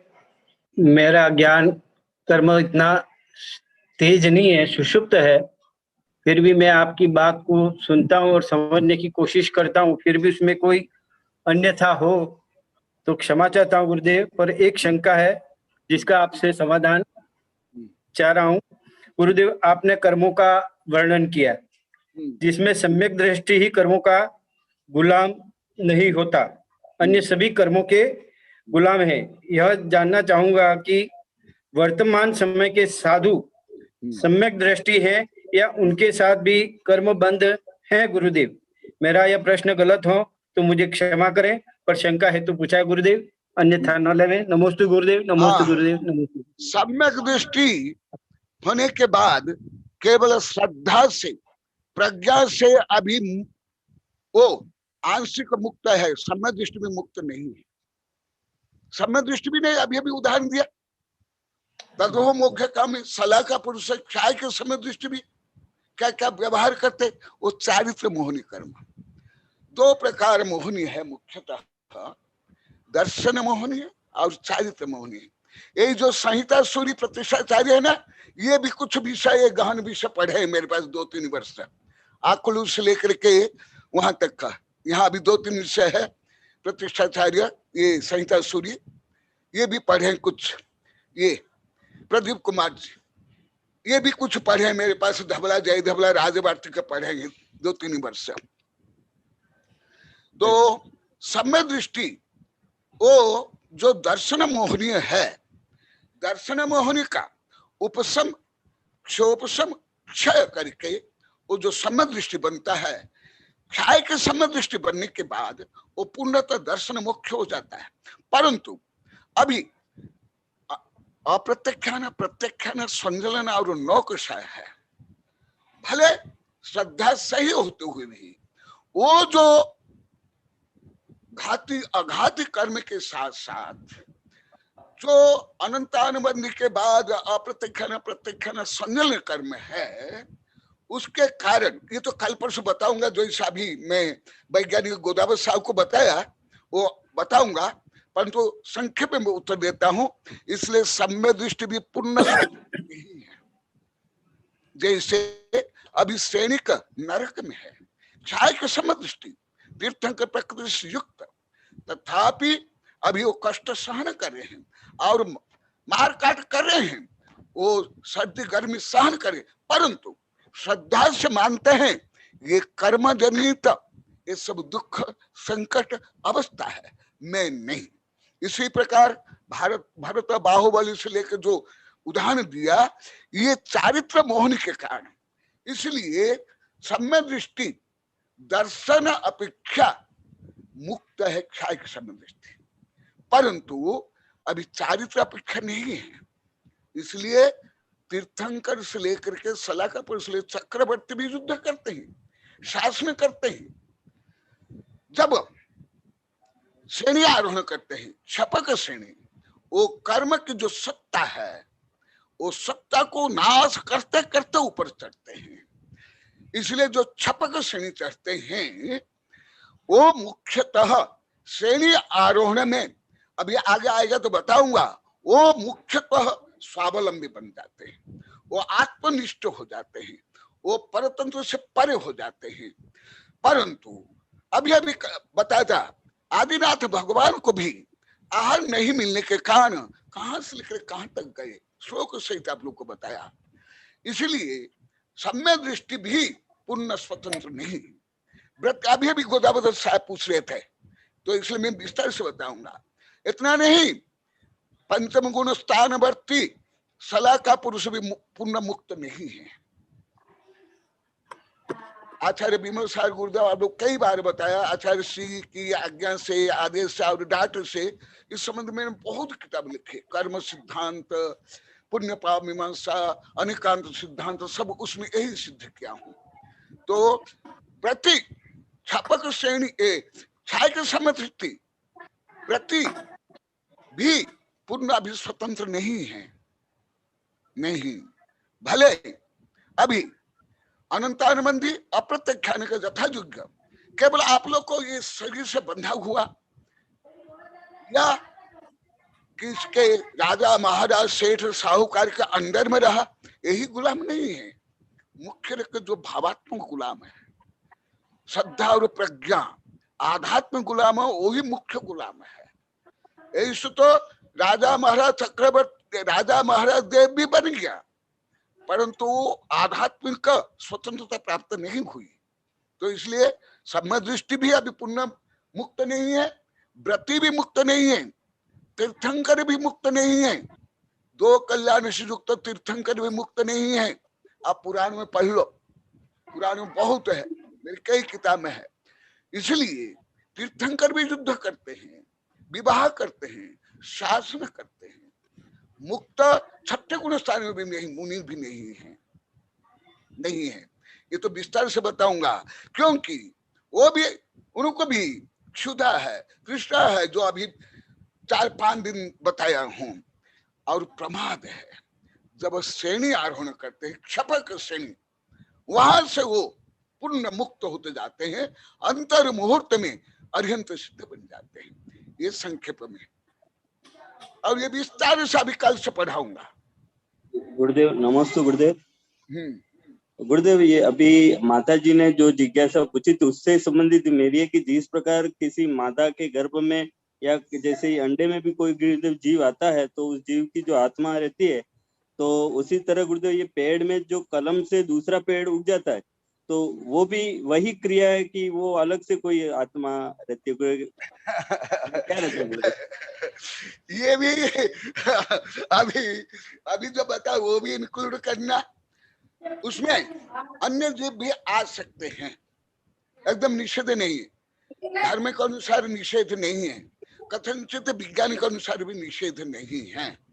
वो अन्य जीव, क्योंकि विग्रह ने अब लोग अनेक बार बताया, शायद कल भी बताया, आज भी बताया, अनंत अनंत जीव मरते हैं, और अनंत अनंत जीव कर्म को लेकर विग्रह में आकर के द्रव्य क्षेत्र काल भव भाव के अनुसार वो जन्म लेते हैं। तो परंतु कम से कम आप लोग को ऐसे भले लगता है बहुत छोटा प्रश्न है, परंतु बहुत गहन प्रश्न है। इसमें धर्म भी है, इसलिए मुझे आनंद आ रहा था, कम से कम इस तो जिज्ञासु बनने लगे आप लोग को। तो अन्य जीव भी आ सकता है, और वो बाद में जब प्रश्न आएगा बताऊंगा। अभी माता जी तो बिना प्रश्न में बता दिया था, परंतु अच्छा प्रश्न तो उत्तर दे दिया, क्योंकि बिना प्रश्न में ज्यादा नहीं बोल पाता हूँ। जी नमस्ते गुरुदेव। आपका विषय इतना महान रहता है गुरुदेव, तो जिज्ञासा आनी स्वाभाविक है। अब गुरुदेव में अगली जिज्ञासा के लिए विजया लक्ष्मी जी गोदावत कमल आर जैन से नाम से डिवाइस है, उनको मैं आमंत्रित करता हूँ। नमस्ते गुरुदेव। आशीर्वाद। गुरुदेव, मेरी जिज्ञासा नहीं है, लेकिन मैं अनुभव बताना चाहती हूँ गुरुदेव। हाँ। कि जैसे गुरुदेव के 2015 में जब नंदोड़ में गुरुदेव आपसे जब डांट पड़ी और आत्मा का जब बोध हुआ गुरुदेव, उसके बाद में जैसे अभी आप 2-4 दिन से जो आत्मा की अनंत शक्तियां पढ़ा रहे हैं, बता रहे हैं अभी, और जो पॉजिटिव थिंकिंग बता रहे हैं, तो उससे और हमें ऊर्जा मिली, मुझे ऊर्जा मिली, और जो आत्मा का बोध अधिक हुआ गुरुदेव। पहले इतना ज्ञान नहीं था, तो अभी और अधिक हुआ। और नंदा देवी जो हमारे भक्ति श्री माता जी हैं, उनकी भी मैं उपकारी हूँ कि उनके चतुर्मास के कारण हमें स्वयं का, जैसे मैं नारी हूँ, लेकिन मुझे नारी में क्या गुण है वो स्वयं के गुण भी ज्ञात नहीं थे गुरुदेव। जब आपने जब हमें बोध कराया कि नारी में कितने कितने गुण होते हैं, क्या जैसे गणित का भी ज्ञान होता है, विज्ञान का भी होता है, वो मैनेजमेंट भी करती है, वो सभी गुण होते हैं, वो सब मैं स्वयं भले सब गुण होते हुए भी मैं नहीं जान पाई पूरे। जैसे आपके पास पढ़े तब ये सब ज्ञात हुआ कि मैं क्या हूँ और मुझ में भी अनंत शक्ति है, मैं स्त्री नहीं हूँ, पुरुष नहीं हूँ, मैं परम पुरुष हूँ, ऐसा आत्मा का बोध हुआ गुरुदेव। और पहले ऐसे जैसे मैं भक्ति श्री माता जी के उस दिन जो प्रोग्राम हुआ उसमें भी मैं भाग नहीं ले पाई थी गुरुदेव, लेकिन मैं उनकी भी बहुत अनुमोदना करती हूँ और वो कहती हूँ कि उन्होंने जैसे आहार दान करके, गुरुदेव को आहार दान करके जिस प्रकार से अपने आत्मा का कल्याण किया, और जिस प्रकार वो आहार दान इस प्रकार किया गुरुदेव उन्होंने मन से, मैंने तो गुरुदेव बहुत सारे लोग तो शायद आए होंगे, लेकिन आप भी जानते हैं कि आहार दान में सबसे अधिक उपस्थिति मैंने दी है लगभग, और पढ़ने के लिए भी वहां आती थी, 2-2 बार आती थी गुरुदेव, लेकिन उनकी जो भक्ति थी, उनकी जो क्रिया थी उसमें बहुत भक्ति थी, और उनमें जो बहुत उनका वात्सल्य भाव भी था, करुणा भाव था, और एक एक अलग तरह का अपनत्व था उनमें। तो सबको अपना अपना मानती थी और हम सबको अपना लेकर साथ में लेकर चलती थी। तो उनकी बहुत हमारी अनुकंपा है उन पर हमको, और मैं चाहती हूँ जिस प्रकार वो भोजन भी इतना, गुरुदेव अकेले होते हुए भी हम तो आहार देते समय जाते थे, लेकिन आहार भी इतना अच्छा बनाती थी कि कोई मतलब होटल भी उनके आगे पीछे है, मैं तो ऐसा कह सकती हूँ गुरुदेव कि वो उनमें हर आहार बनाने में इतना महात्म्य था, उतना अधिक योग्यता है उनमें। मैं ऐसी उनकी भावना ऐसी करती हूँ जैसे उन्होंने अभी दीक्षा ली, तो जिस प्रकार गुरुदेव हमें कहते हैं कि पहले भी गुरुदेव ने भी लिखा है और मैंने भी गुरुदेव से मुंह से सुना है कि तुम केवल भोजन पकाने वाली मतलब अबला नहीं हो, नारी नहीं हो, तुम कर्मों को नष्ट करने वाली नारी हो, तुम श्रेष्ठ हो। तो उसी तरह वो भी मोक्ष मार्ग पर उसी तरह कर्मों को नष्ट करके आगे बढ़े और हमको भी मार्ग प्रशस्त करे और हम भी उनकी तरह ही हम आगे कार्य कर सकें गुरुदेव, हमें भी शक्ति इतनी प्राप्त हो। वो आपका आशीर्वाद इतना चाहती हूँ गुरुदेव, और नमस्ते गुरुदेव। बहुत अच्छा, तुम्हारी अनुमोदना के लिए, भावना के लिए आशीर्वाद। और उसका फल उसको तो छात्रवास भी मिला और अभी उसका फल मिला और भी मिलने वाला है। जैसे करोगे ऐसे भोगोगे अवश्य। सही। नमस्ते गुरुदेव। समय हो गया गुरुदेव, एक दो मिनट। गुरुदेव, भक्ति श्री माता जी यानी पूर्वाश्रम में नंदा देवी, जो कि कलिकाल श्रेयांश परिवार जिन्होंने आपने उपमा दी गुरुदेव, उनकी प्रेरणा से बहुत सारी महिलाएं इस क्षेत्र में गुरुओं के प्रति सेवा, आहारदान और वैयावृत्ति में अग्रणी हुई। वो मिसाल थी और वो आज आपके संग में चुल्ली का भक्ति श्री माता जी के रूप में विराजित है। वो हमारे पूरे वागड़ और मेवाड़ के लिए गौरव है। और आज विजया लक्ष्मी जी ने उनके बारे में बोला, बहुत अच्छा लगा, बहुत जरूरी है, क्योंकि उन्होंने बहुत सारी महिलाओं को प्रेरणा दी कि गुरुओं की सेवा आप अपने अकेले दम पर कर सकते हो। कोई ऐसा प्रचार प्रसार, कोई ऐसा आडंबर की आवश्यकता नहीं है, और बहुत ही अच्छी भावना भक्ति के साथ गुरुओं का वर्षायुक्त करा सकते हैं। ऐसे पूर्वाश्रम में जो नंदा देवी थी, आज आपके संग में भक्ति श्री माता जी के रूप में सुशोभित हैं। तुलिका श्री भक्ति श्री माता जी के चरणों में इच्छामि। गुरुदेव, मैं अब अंतिम में ज्योति जी पाटनी नागपुर से गुरुदेव, उन्होंने अभी लगातार नमोकार महामंत्र अखंड पाठ का आयोजन किया था 5 दिवसीय। तो गुरुदेव वो आशीर्वाद चाहते हैं। उन्होंने पूरी महिला महासभा ने मिलकर 5 दिवसीय नमोकार महामंत्र का अखंड पाठ किया था। गुरुदेव वो आशीर्वाद देना। हाँ, आशीर्वाद। नमोस्तु गुरुजी, नमोस्तु। आशीर्वाद आशीर्वाद। आपके आशीर्वाद से हमने 9 दिन का अखंड मतलब 12-12 घंटे का ऐसा 108 घंटे का महामंत्र नमोकार का पाठ विश्व शांति के लिए किया है। वो आपके आशीर्वाद से सानंद कल संपन्न हुआ। गुरु जी, आपका आशीर्वाद ऐसा ही बना रहे। नमोस्तु नमोस्तु। आशीर्वाद आशीर्वाद। तुम वेबिनार में ज्ञानार्जन भी कर रही हो, ज्ञान दान भी कर रही हो, नमकार मंत्र भी साधुओं की सेवा कर रही हो, और इसी पुण्य से अभी जो अनुमोदना कर रहे थे, बता रहे थे, तुम भी सब अबला से सबला बनो, हारिका बनो, आगे आत्म कल्याण करो। मेरी शुभकामना। नमोस्तु नमोस्तु नमोस्तु गुरुजी, नमोस्तु नमोस्तु।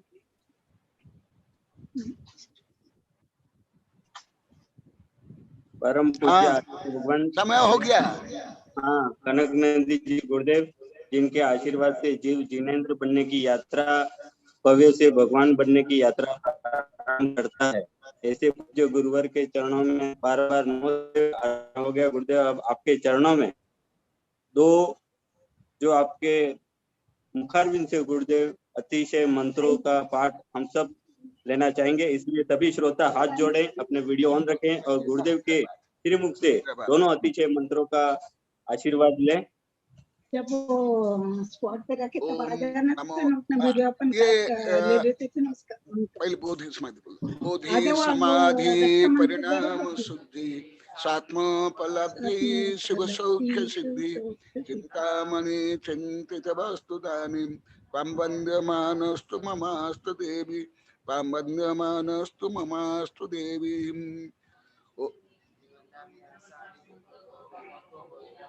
हाँ गुरुदेव। ओम अरणमुख कमल वासिनी पापात्म क्षम करी सुत ज्ञान ज्वाला सहस्र प्रज्वलिते सरस्वती विश्व सर्व पाप महाना दह दह पच बच छाम छेम छुम छुम छम छह क्षीर बरधबले अमृत पल्लवी अमृत श्राव श्राव बम बम हूं फट स्वाहा।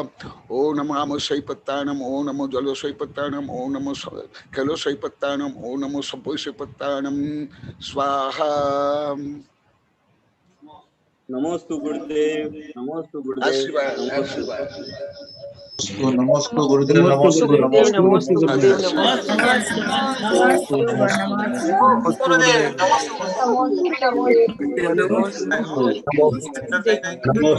नमोस्तु गुरुदेव, नमोस्तु गुरुदेव, नमोस्तु गुरुदेव, नमोस्तु गुरुदेव, नमोस्तु गुरुदेव, नमोस्तु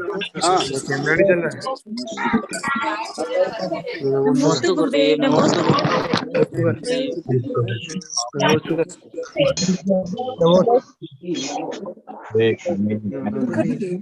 अभी तक 69 है। 82 नमोस्तु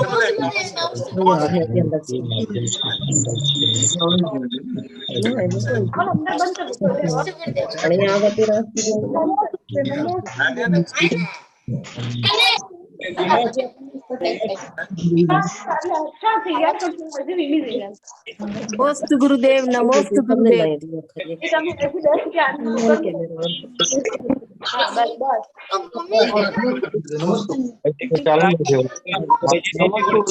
नमोस्तु गुरुदेव, नमोस्तु नमोस्तु।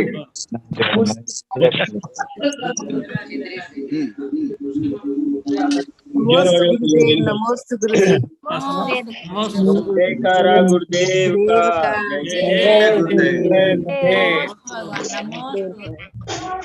नमोस्तु गुरुदेव, नमोस्तु गुरुदेव। वंदे मातरम, वंदे मातरम।